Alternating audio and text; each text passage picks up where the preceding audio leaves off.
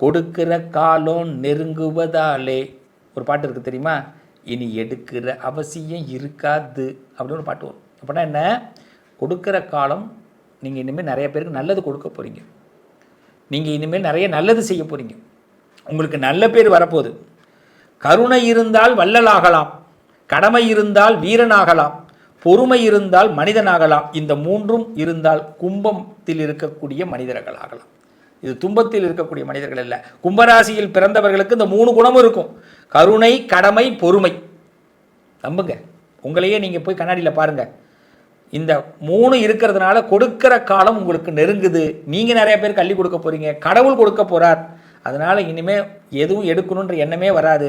கடவுள் நமக்கு நிறைய நல்லதை கொடுக்க போகிறார். கருணையும் கடமையும் பொறுமையும் கொண்ட கும்பத்திற்கு சிறப்பான நேரம் ஆரம்பம். இந்த 3 குணமும் கண்டிப்பாக கும்பத்திற்கு உண்டு. நல்லதை துவங்குகிறோம், நல்லதை நடத்தப்போம்.